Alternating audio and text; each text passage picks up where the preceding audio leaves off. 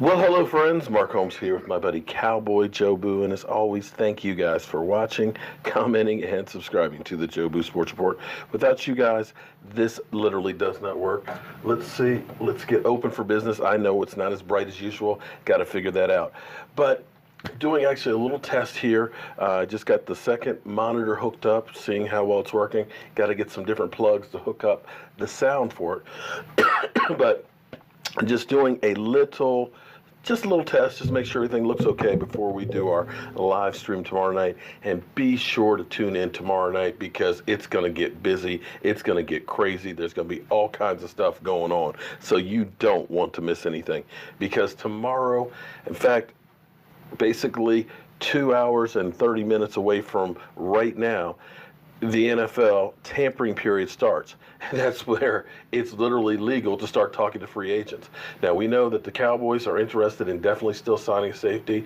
Money is a factor in all of this. They definitely want Earl Thomas more than Landon Collins, but at this point, I think they're just definitely looking to upgrade it.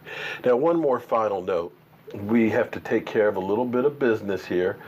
David Irving went on TMZ, and he's completely imploded, but he has actually a message, and this is a great way for me to test and make sure that everything's still hooked up right for Jerry Jones. Just walk me through that decision. Is that something that you knew you were going to do? And now with a day later, have you had any regrets about making that decision? Well, I'll answer the easy one first. No regrets whatsoever. I know what I wanted to do. I've had plenty of time to think about it and sit back and wait around and see what happened. And had to do it. Like I said, I took a step of faith and spoke my mind, and I did what I felt I had to do. What's been the reaction when you hear like a guy who's 25, who's so talented on the football field like you are, and it just shocked people? What has been the reaction from everybody? High or low. There's nothing in the middle. It's either I really support you, that was great, I'm behind you, always a fan. And then there's the F yous, F your grandmas, you're a waste of talent. But I don't do it for those people. I'm not worried about those people. What would you say to those critics who say that this is just about smoking weed and David just wants to smoke? What do you say? For one, they're hilarious. For one, I must say that y'all hilarious for that. Secondly, it's not important. Those people don't see the big picture. So it's unimportant to them, and their opinion is not important to me. I'm not doing this for them. This isn't for them, and I don't really care what they say. I never did. Everyone, we get mad at me on Instagram for going off on fans, as they say, but you have a right to your opinion, I have mine. And I'm living my life. They have the option to do whatever, they could do whatever the hell they want to do in their life. And it is what it is. Have you heard from the Cowboys or anyone at the Cowboys since yesterday? No. To be honest with you, I ain't heard nothing from the Cowboys since, probably December, really. Yeah, with everyone up there, it's individuals. I spoke with Marinelli last week. He's always been a real one to check in. Everyone on the defensive staff, really. And I have spoke to Jerry. Jerry is my guy. Despite everything, all the BS, let's just say, out of everything and everyone who will be mad at me, the last one will be Jerry. Let's say that. And that's surprising because I think a lot of people would say, hey, it's his team, so maybe he's upset. Nope. Well, I'm sure he's upset for that reason, but at the same time, me and Jerry have had our talks. We have a great relationship, a great rapport, and I talk to him one-on-one more than anyone on the staff. So about business and just life in general. So, I really appreciate him. If you see this, Jerry, I appreciate you, man, But it is what it is, Nothing ever has to be forever, and you can make a decision now and do your thing and decide you change your mind down the line. Is that a possibility, David? Do you think you could change your mind, or are you done playing football? You played your last down? I'm pretty sure I played my last down, but then again, I was homeless at the time, living in my car. I didn't think I would ever have a job again. I didn't see the NFL. I didn't see the opportunities that are in front of me now. And I can't see the future. There's no telling how things will change. There's no telling what impact this might have, how far things will go. But I'm here for the ride, and I'll be ready. I'm ready to see where this goes. Okay, so that's where we are with David Irving, okay? He says never say never, but he thinks he's played his last down, that, he doesn't feel that Jerry Jones will be upset with him or anything like that.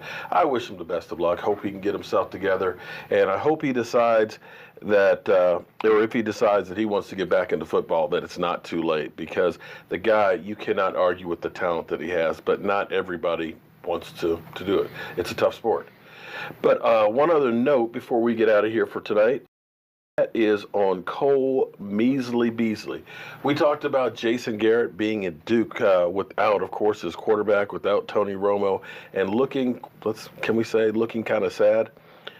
That man looks like he's literally got the weight of the world, or at least the weight of the Dallas Cowboys on him, and hopefully he can get things together. But as far as Cole Beasley goes, the Dallas Cowboys, Jason Garrett reached out to Cole Beasley this past week and let him know that, hey, we want you to be back, we want you part of this offense. But they also realized too that there are places that would love to have his talents that may be able to pay him more money than what the Dallas Cowboys will go.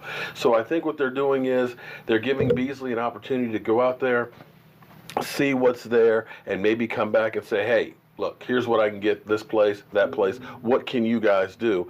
Because in the end, I don't believe he really and truly wants to leave Dallas. I could be completely wrong on that. But, you've gotten hints from him that with Scott Linehan there, he definitely wanted to go. But it seems like that's kind of softened some since Rod Martin, God, I'm having brain farts, since Scott Linehan was fired, and it seems like he wants to be part of this. But again, he realizes that this is probably going to be his last big check, and he wants to make the most of it because, let's face it, we're talking about this needs to last him the rest of his life. So God bless him. I hope he can get the money that he wants. I'm hoping that the Cowboys can figure out a way to keep him. But the reality is, you got to make the money when you can make the money. Hope you guys like the way the set's coming along.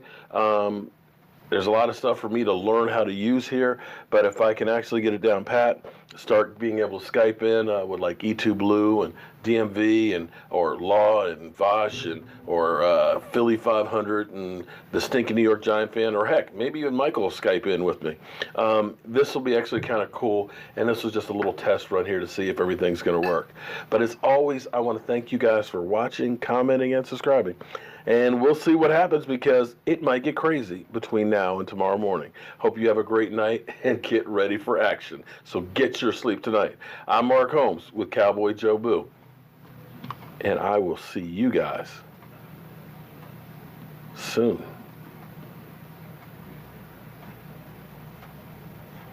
Okay, trying to fade to dark. Can we fade to dark? Okay, got to work on that some. I'll see you guys soon.